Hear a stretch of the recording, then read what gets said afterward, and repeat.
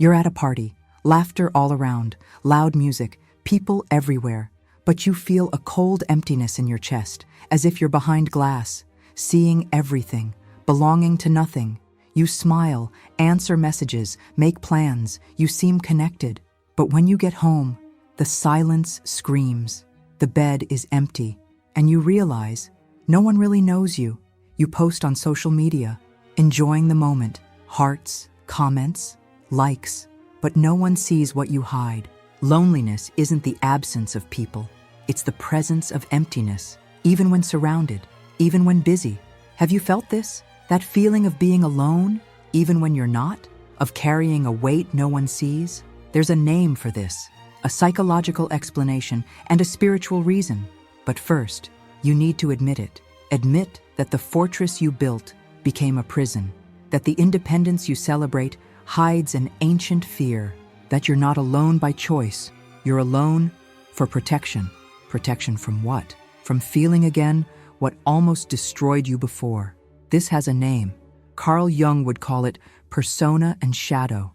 The persona is the mask you wear, the strong, independent woman who needs no one, the one who always has everything under control, the one who smiles even when she's falling apart.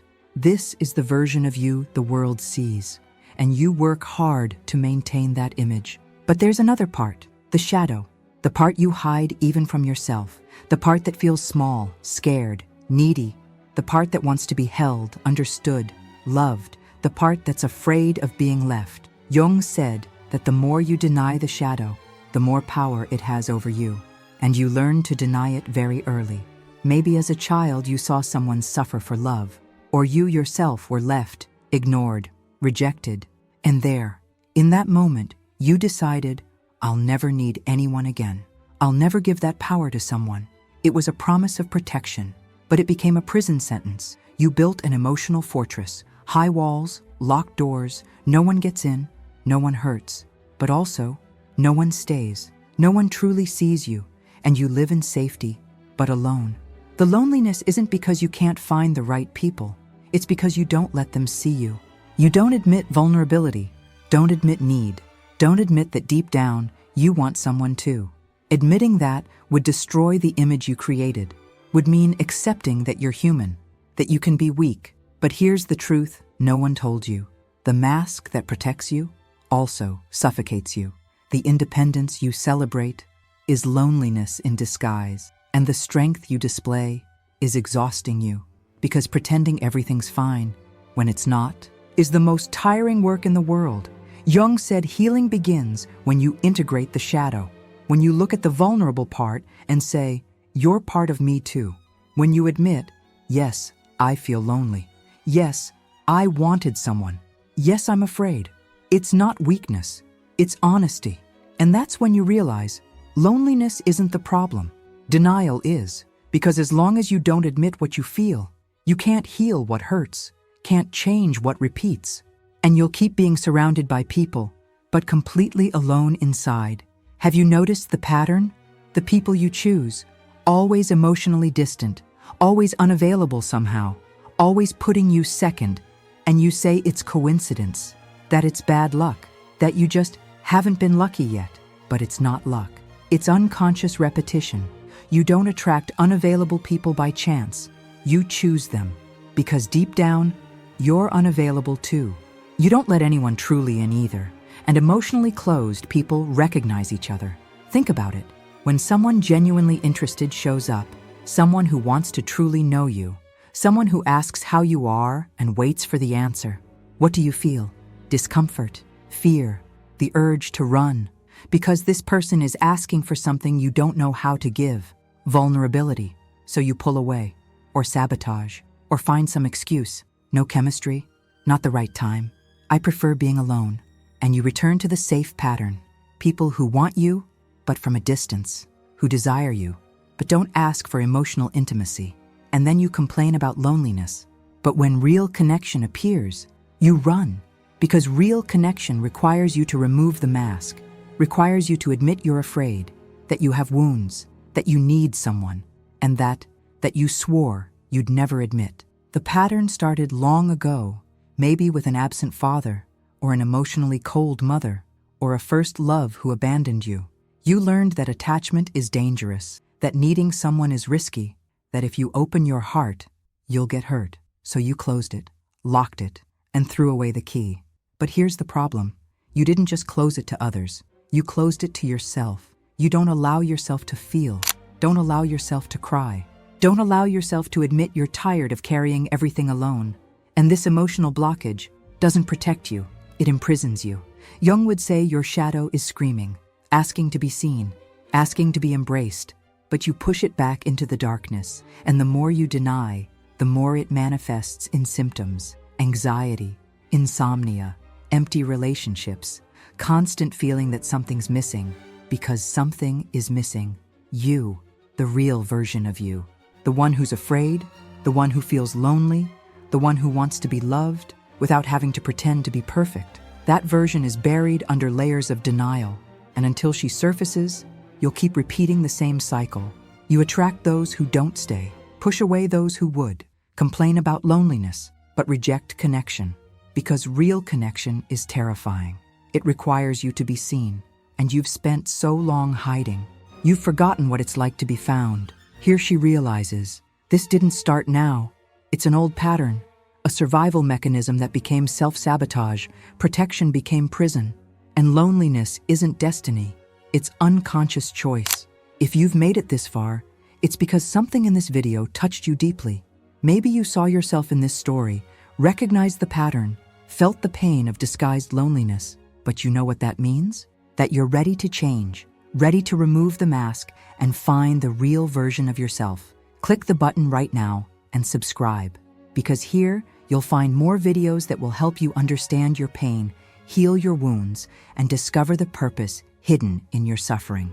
Now comes the part that truly hurts. You look at your life and realize the cost of all this. Years pretending everything's fine, years pushing people away, years building walls around your heart. And what did you gain from it? Emotional security? No. You gained exhaustion, emptiness, and a loneliness that has become part of who you are. The consequence of this pattern isn't just being alone. It's worse than that. It's waking up every day with the feeling that something's missing, but not knowing what. It's having superficial conversations with everyone, but never feeling truly heard. It's smiling in photos, but crying into your pillow when no one sees. It's living surrounded by people, and still feeling like no one really knows you. You start to feel like you don't belong anywhere. Don't belong in social groups where everyone seems so connected. Don't belong in relationships where people open up and surrender. You're always on the edge, always watching from outside, always holding back. And this feeling of not belonging corrodes you from within, slowly, silently, like rust on the soul. Loneliness became your identity. You're no longer someone who's temporarily alone. You're the strong woman who needs no one. And that defines you now. Your entire personality was built around this emotional fortress. So letting go of this, admitting you need someone, would be like losing who you are, would be destroying the only version of you the world knows. And there's more. You're exhausted. Carrying this mask all the time is too tiring. Pretending you're fine when you're shattered inside consumes energy you no longer have. You wake up tired, go to sleep, tired, live on emotional autopilot where nothing truly touches you, nothing truly moves you. You're numb, protected from pain, but also protected from joy. The self-abandonment is real. You take care of everyone except yourself. Solve others' problems, but ignore your own.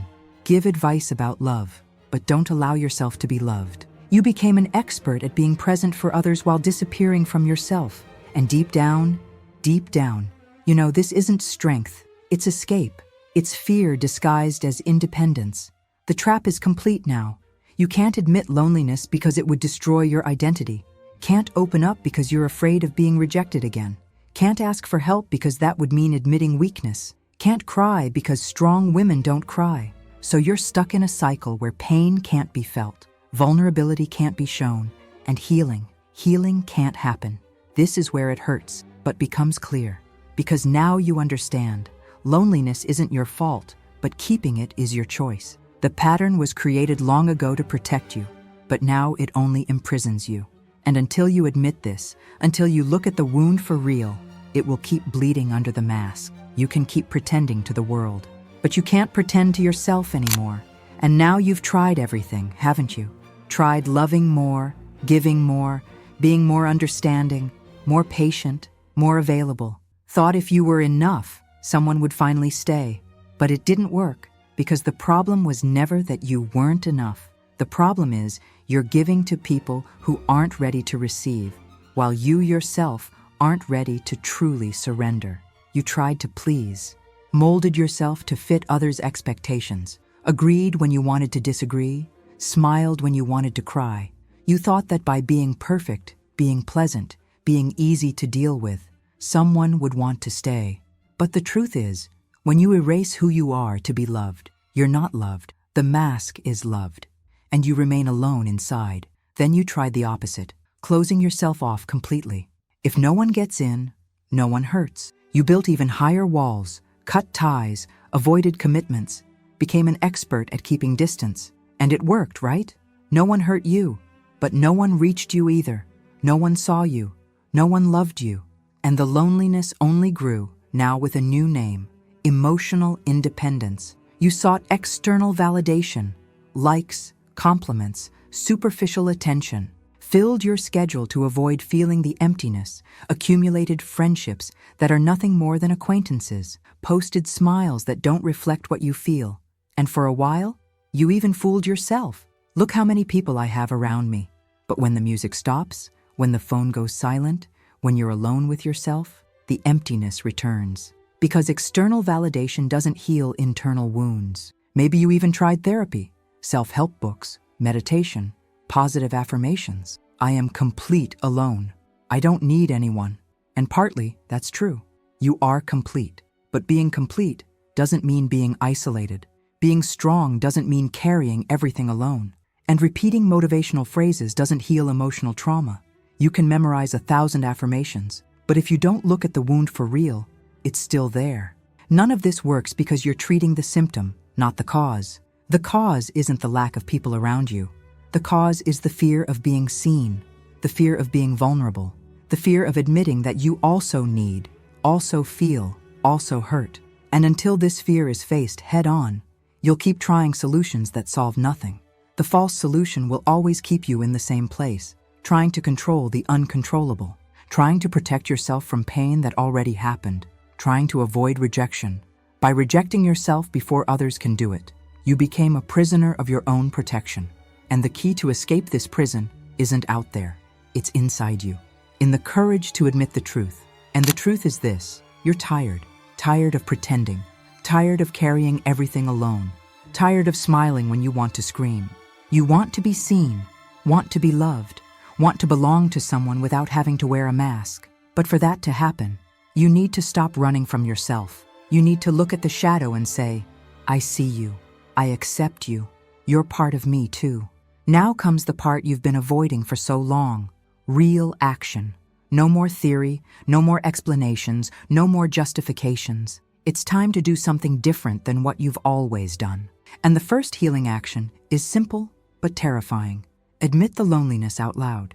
Not to everyone, not on social media, but to yourself, in front of the mirror, without filters, without excuses. Say, I feel lonely, and it's okay to feel this. Sounds silly? It's not. Psychology shows that naming the emotion is already half the healing. When you verbalize what you feel, you take away the power of denial. Loneliness stops being an invisible monster and becomes something you can face. Carl Jung said, until you make the unconscious conscious, it will direct your life and you will call it fate. So make it conscious. Speak it. Write it in a journal. Cry if you need to. But stop pretending you're not feeling it. The second healing action is even deeper. Practice intentional vulnerability with a safe person. Choose someone trustworthy, a true friend, a therapist, someone who won't judge you, and share a truth you've always hidden. It can be small at first, I'm afraid to get attached, or I feel lonely even surrounded by people. It doesn't need to be dramatic. It needs to be honest. Intentional vulnerability isn't weakness. It's pure courage. Psychologist Brené Brown spent years studying this and concluded, vulnerability is the birthplace of connection, creativity, belonging, and love.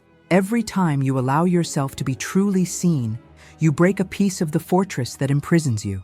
It doesn't happen all at once. It happens gradually, one brick at a time. And here's the secret. You don't need to open up to everyone. Don't need to expose your soul on social media or tell your story to just anyone.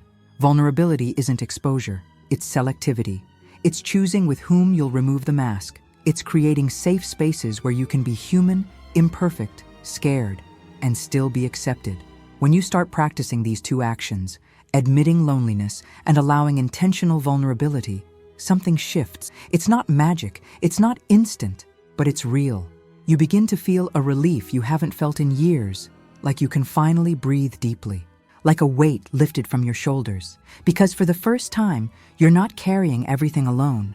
Practical healing isn't waiting for someone to solve your loneliness. It's you yourself taking the first step toward authenticity. It's stopping abandoning yourself while waiting for others to find you. It's looking at yourself with the same compassion you offer others. It's saying, I deserve to be seen. I deserve to be loved. And I'm going to start by seeing and loving myself first. And you know what happens when you do this? The right people start to appear. Not because you changed masks, but because you removed the mask. And those who truly love you, love the person who was hiding underneath it. That's the healing. That's the freedom.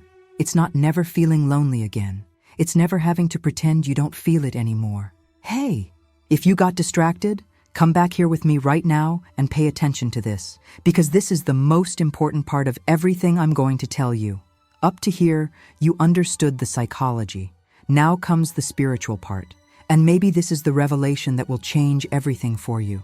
Because the loneliness you feel isn't an accident, isn't punishment, isn't proof that you're not loved. The loneliness might be the place where God is waiting for you to stop running and finally look at Him, at yourself, at the truth you've been avoiding. There's a passage in the Bible that says, "Trust in the Lord with all your heart and lean not on your own understanding. In all your ways acknowledge Him, and He will make your paths straight." Proverbs 3:5-6. You read that and maybe even thought it was beautiful. But did you really trust? Or did you spend your whole life trying to control everything alone, trusting only in yourself, in your strength, in your ability to handle it? The truth is, you tried to be God of your own life, decided you'd never need anyone again. Not people, not Him. Built a fortress so high that even God's presence stayed outside. And now you're trapped in there, alone, tired, exhausted, pretending you're in control when inside everything is falling apart. And God is outside, waiting for you to open the door. He didn't force His way in. He never forces. He waits for you to admit you can't carry everything alone anymore. Waits for you to let go of self-sufficiency and say, I need help. I don't know what to do anymore. I'm tired of pretending I'm fine. And when you do that, when you finally let go, He enters, not with judgment, with embrace. Isaiah 41:10 says, "Do not fear, for I am with you. Do not be dismayed, for I am your God. I will strengthen you and help you. I will uphold you with my righteous right hand." You read, "I will strengthen you," and thought it meant be strong alone. But that's not it. He strengthens you. When you admit you're weak, He upholds you. When you stop trying to uphold yourself alone. God's strength doesn't come to those who pretend they don't need it. It comes to those who recognize they do. The loneliness you feel might be God's call. An invitation for you to stop running, stop hiding, stop pretending. An invitation for you to be honest with Him, with yourself, with what you really feel. He doesn't want the masked version of you. He wants the broken, scared, vulnerable version. Because that's the version He can heal. The mask He doesn't heal. Because the mask isn't wounded. You are. And here's the promise you might need to hear today. God didn't leave you alone because you're not worthy of love. He placed you in a place of solitude because there, in the silence, in the absence of distractions, you can finally hear His voice. And His voice isn't shouting, it's whispering. You don't need to carry this alone. I am here. I always have been. You just need to let me in. Faith isn't certainty. Faith is trust in the midst of uncertainty. It's saying, I don't know how it will be, but I trust that God has a better plan than my control. It's letting go of self-sufficiency and embracing healthy dependence. Dependence on God, dependence on true connections, dependence on the vulnerability that heals. Loneliness can be overcome, but not alone. Never alone. With God, with the right people, with the courage to remove the mask, you can begin again. You made it here. And if you're reading this now, it's because something changed inside you. Maybe not completely, maybe not radically, but something shifted. A small crack in the fortress, light entering through a gap, and that light has a name: hope. Hope that you don't have to live like this forever. That loneliness isn't destiny, that you can change. The journey doesn't end here.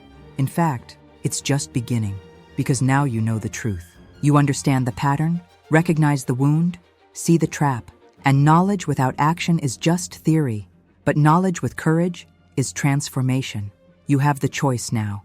Keep pretending everything's fine, or finally admit it's not. And in the admission, find healing. Psychology showed you the why. Carl Jung explained the shadow and persona, showed you that denying vulnerability only increases its power over you. Spirituality showed you the what for. God placed you in this place of solitude not to destroy you, but to rebuild you, to teach you that strength isn't carrying everything alone. Strength is having the courage to ask for help, to remove the mask, to be human. Loneliness won't disappear overnight. That's not how it works, but it will transform. It will stop being a prison and become a meeting place. Meeting with yourself, meeting with God, meeting with people who truly matter.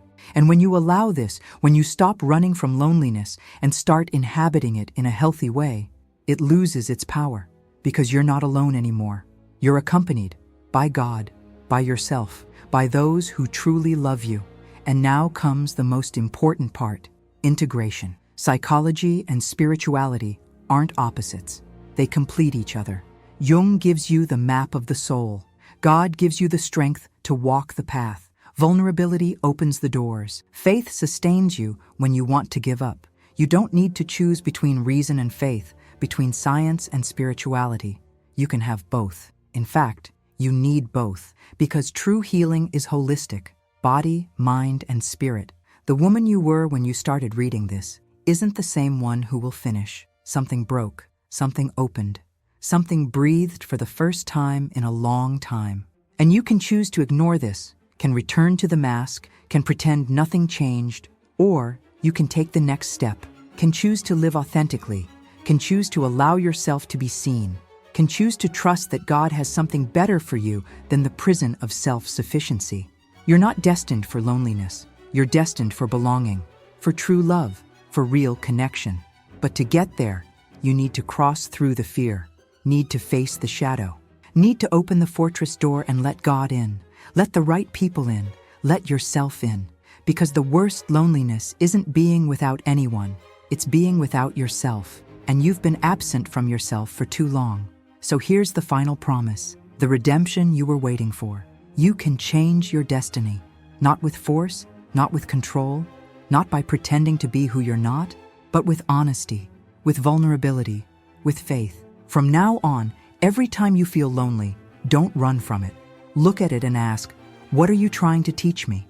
And then, listen. Listen to God. Listen to your soul. And take the step you've been avoiding. Be honest. Be vulnerable. Be free.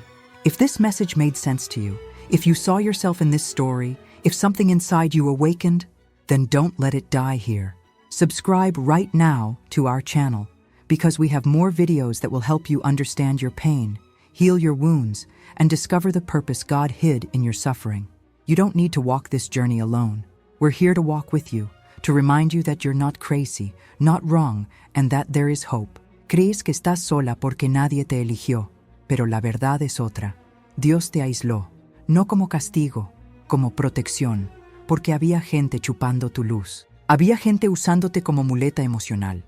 Había gente que solo se quedaba cuando necesitaba y desaparecía cuando tú sangrabas. Tú llamabas a eso amistad, amor, familia, pero Dios lo llamaba prisión y Él no iba a dejarte morir ahí.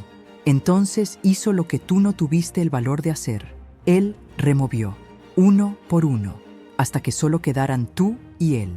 No fue rechazo, fue redirección.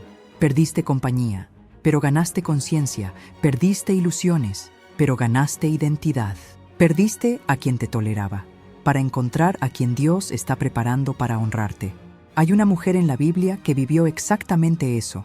Su nombre es Agar. Fue usada, descartada, expulsada al desierto con su hijo en brazos, sin agua, sin comida, sin refugio, totalmente sola. Se sentó debajo de un arbusto y lloró esperando la muerte, porque cuando lo pierdes todo, hasta Dios parece lejos. Pero fue ahí, en ese desierto vacío, que sucedió algo que cambió todo. Dios apareció y dijo su nombre, Agar. No mandó un ángel, Él mismo vino, porque cuando el mundo te abandona, Dios te encuentra. Y le habló algo que ella nunca había escuchado antes. Yo te veo. En hebreo, el Roi, el Dios que ve. Nadie nunca había visto a Agar de verdad. Ella era invisible, solo servía para ser usada. Pero Dios detuvo todo, descendió, la miró a los ojos y dijo, yo te veo, siempre te vi, y no vas a morir aquí. ¿Sabes por qué Dios te aisló? Porque estabas rodeada de gente que te usaba pero no te veía, te toleraba pero no te valoraba, te quería cerca, pero no te elegía de verdad. Y Dios dijo, basta, tu soledad no es abandono, es revelación. Dios te está mostrando quién realmente importa y te está preparando para un nivel de amor que nunca experimentaste, porque quien Dios está trayendo no te va a tolerar, te va a celebrar. La Biblia dice en Salmos 68:6, Dios hace habitar en familia a los desamparados. ¿Leíste eso? Él hace. No es tal vez. No es si lo mereces. Él hace. Tu soledad tiene fecha de vencimiento. Pero antes de darte compañía, Dios necesitaba curarte de la necesidad de suplicar por ella. Porque cuando dejas de mendigar atención, atraes destino.